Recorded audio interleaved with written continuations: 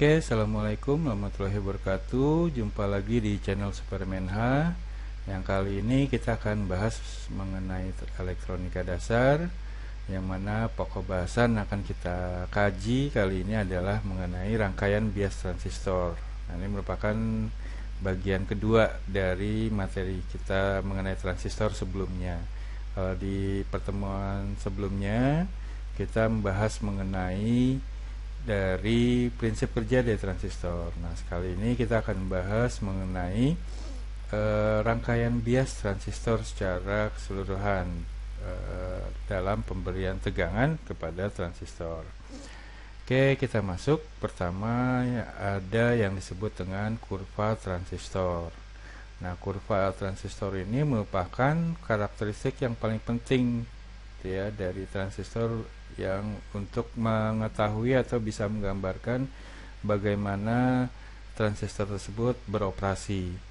Nah, di sini kurva ini berupa grafik dioda kolektor emitor, atau mungkin kita mengenal juga dengan istilah selain kurva transistor, yaitu kurva tegangan arus atau VI curve, kurva terhadap tegangan dan arus pada yang dalam beroperasinya dari sebuah transistor. Jadi berdasarkan arus dan berdasarkan tegangan, kurva tersebut akan tergambar bagaimana operasi yang dijalankan oleh transistor.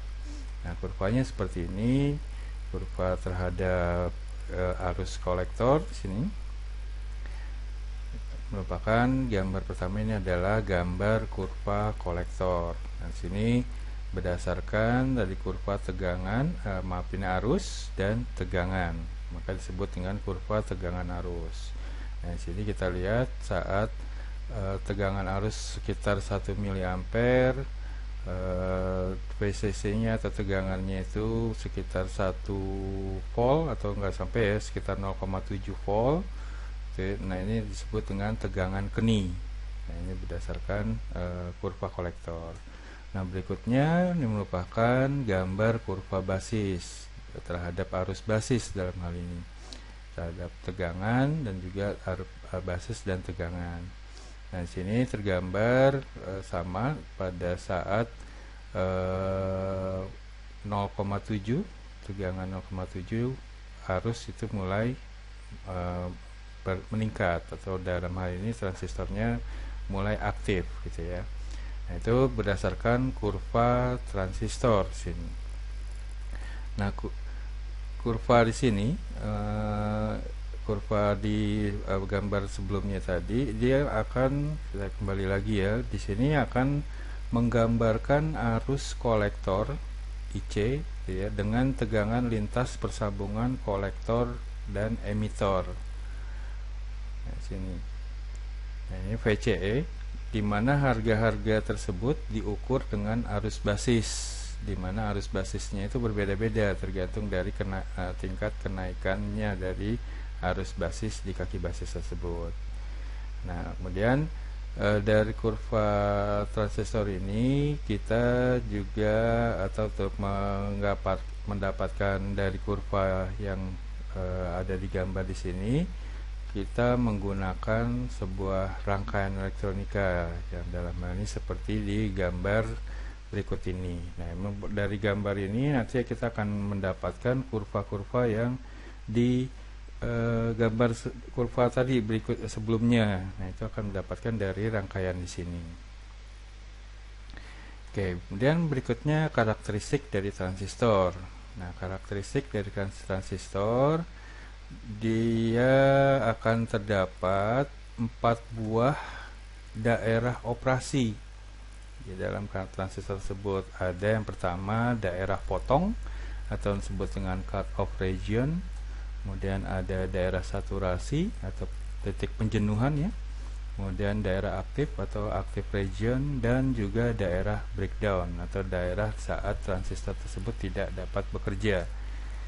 Oke, berikutnya di sini ada grafik. Yang pertama kita lihat juga berdasarkan arus dan berdasarkan tegangan. Nah, di sini yang disebut dengan daerah potong pertama, ini adalah daerah di sini, daerah saat arus belum terjadi kenaikan secara vertikal. Sini cut off. Kemudian daerah saturasi, nah saturasi di daerah sini atau titik penjenuhan. Kemudian daerah aktif, nah ini adalah daerah aktif, daerah yang transistor tersebut dapat bekerja dengan baik. Kemudian ini daerah breakdown yang tidak dapat bekerja dengan baik dari transistor tersebut. Kemudian di kurva berikutnya ini juga sama untuk menggambarkan daerah 4 daerah tadi. Ada titik sini, titik penjenuhan ya, titik daerah saturasi, kemudian daerah aktif Q, dan daerah sini titik sumbat atau daerah breakdown sini. Nah, ini menggambarkan karakteristik dari transistor. Kita lihat yang pertama adalah daerah potong ya. Daerah potong atau cut off region. Nah, cut off region ini dioda emitter ya, kalau dari gambar sebelumnya dia akan diberi bias mundur. Nah akibatnya tidak terjadi pergerakan elektron. Dalam hal ini menyebabkan arus di kaki basis itu akan menjadi 0. Nah begitu juga arus kolektornya 0 saat dioda emitter atau transistor tersebut di kaki emitter diberi bias mundur ya. IC-nya juga 0, IB 0, maka dalam hal ini kondisi IB 0, IC 0 itu disebut dengan arus kolektor ke emitter dengan harga arus basis itu adalah 0 atau disebut dengan ICEO. Arus kolektor ke emitternya itu berdasarkan dari arus basisnya, yaitu adalah 0. Nah, titik di mana garis beban memotong kurva IB itu disebut dengan titik sumbat atau cut off di sini gambar. Berikutnya daerah operasi berikutnya adalah daerah saturasi. Nah, daerah saturasi yang sini merupakan perpotongan dari garis beban dan kurva IB ya, kurva IB atau IB saturasi disebut dengan penjenuhan atau saturasi atau saturation. Nah, pada titik ini arus basis sama dengan IB saturasi tadi. Arus basis disebut IB sama dengan IB saturasi. Dan IC adalah maksimum. Nah, pada penjenuhan di titik saturasi ini, dioda kolektor kehilangan reverse bias dan kerja transistor yang normal akan terhenti.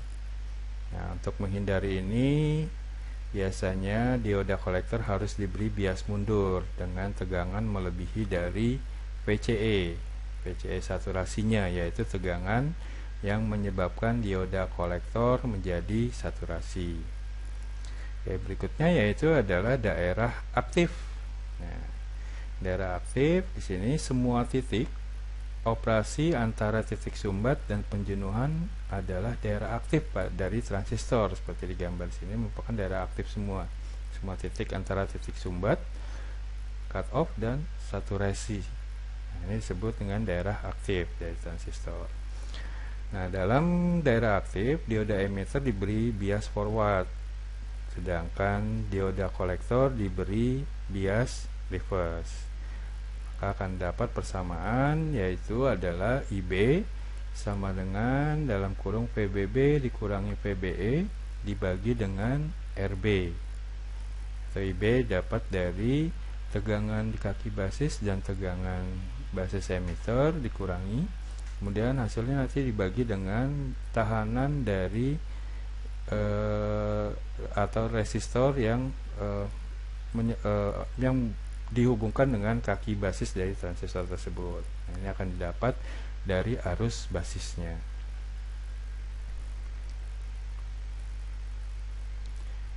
Oke, berikutnya di dalam rangkaian yang diberikan VCC dan RC itu adalah konstan, dan VCE dan IC itu merupakan variabel nilai yang bisa berubah-ubah, maka akan kita dapatkan persamaan IC-nya itu adalah dalam kurung minus VCE dibagi dengan RC tutup kurung ditambah dengan PCC dibagi dengan RC. Nah, itu akan kita dapatkan dari arus kolektor atau IC.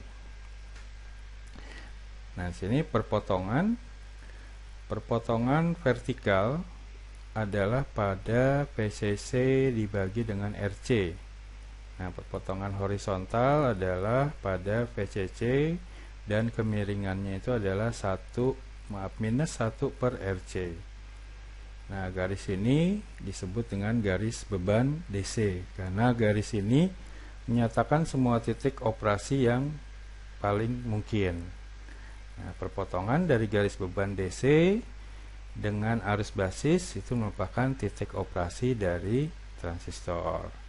Oke, nah itu karakteristik yang bisa kita gambarkan dari sebuah transistor dengan berdasarkan dari kurva antara arus dengan tegangan. Oke, berikutnya adalah bias pembagi tegangan. Nah, di sini ada suatu rangkaian elektronika, ya. Nah, di sini gambar ini menunjukkan bias pembagi tegangan, bias yang paling banyak digunakan dalam rangkaian analog seperti ini atau discrete linear.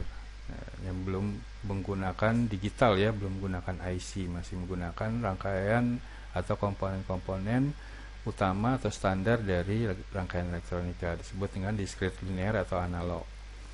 Nah, kembali lagi ke bias pembagi tegangan. Nama pembagi tegangan ini berasal dari pembagi tegangan yang dibentuk oleh R1 dan R2 di sini, R1 dan R2.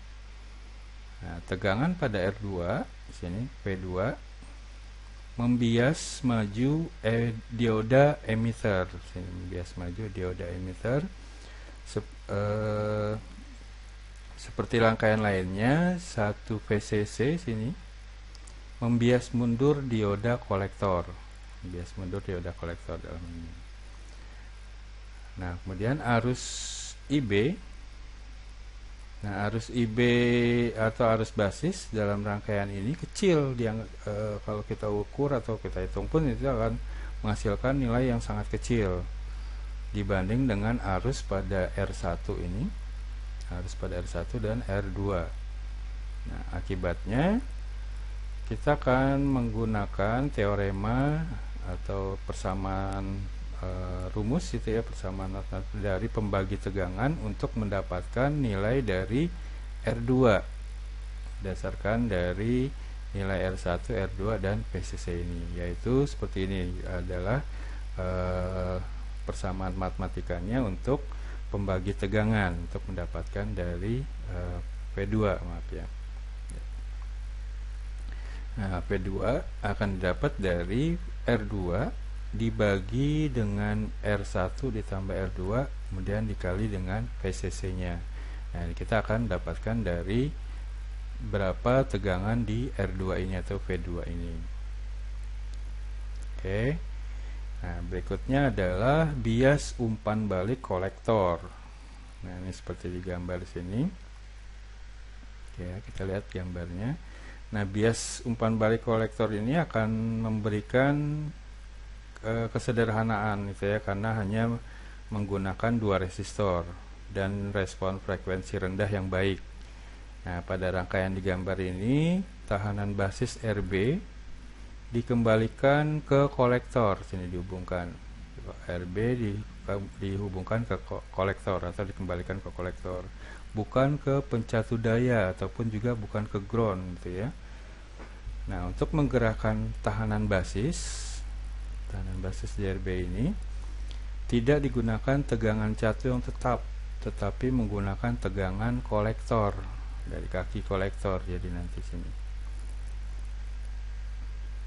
Nah, ini memasukkan konsep umpan balik yang membantu mengurangi efek beta terhadap operasi dari Q tadi nih, atau daerah aktif tadi.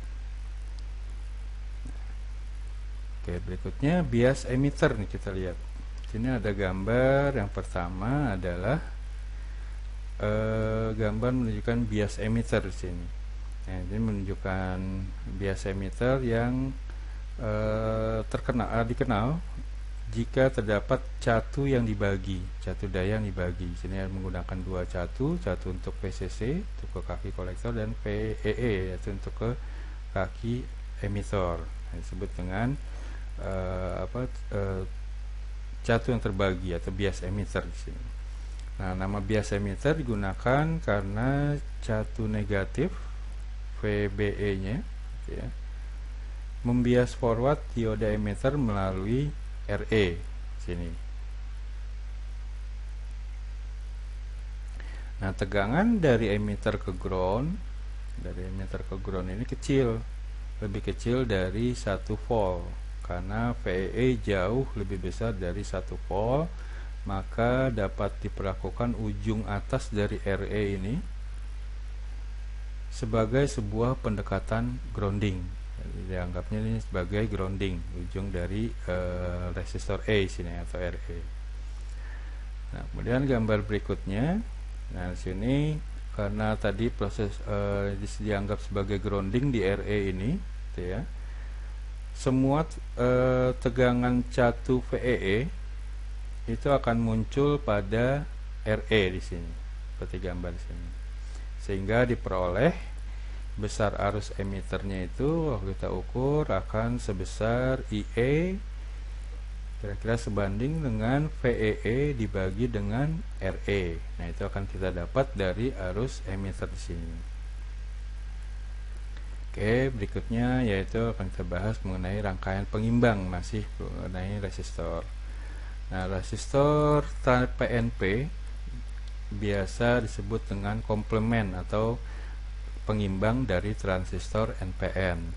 Benar begitu. Begitu sebaliknya, transistor NPN merupakan transistor komplement atau pengimbangnya dari transistor PNP. Nah, perkataan pengimbang sini menentukan bahwa semua tegangan dan arus berlawanan dengan pada transistor NPN.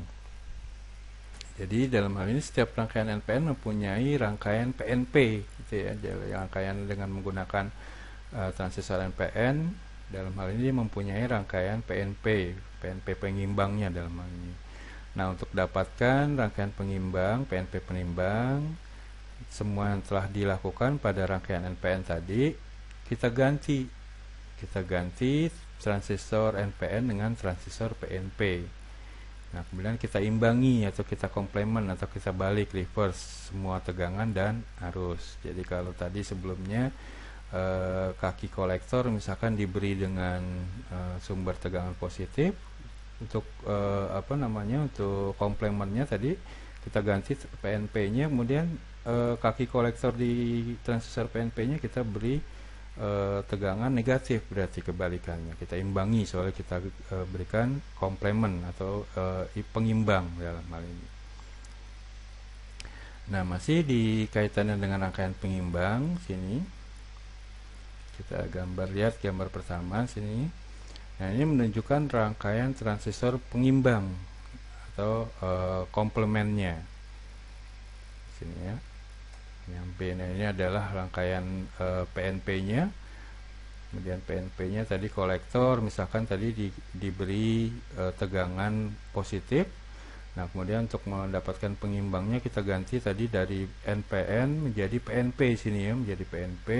Kemudian kaki kolektor misalkan tadi sini dikasih positif, berarti pengimbangnya kita ganti dengan negatif, sumber tegangan negatif di kaki kolektor tersebut. Oke, itu adalah rangkaian pengimbang yang dalam hal ini setiap rangkaian NPN tadi dikatakan dia memiliki sebuah rangkaian PNP pengimbang. Oke, mungkin itu aja materi mengenai rangkaian bias transistor ya.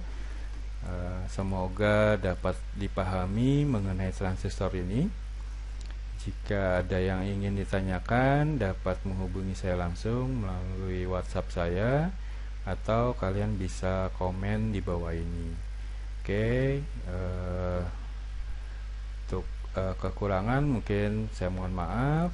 Semoga bermanfaat. Saya tutup dengan ucapan Assalamualaikum warahmatullahi wabarakatuh.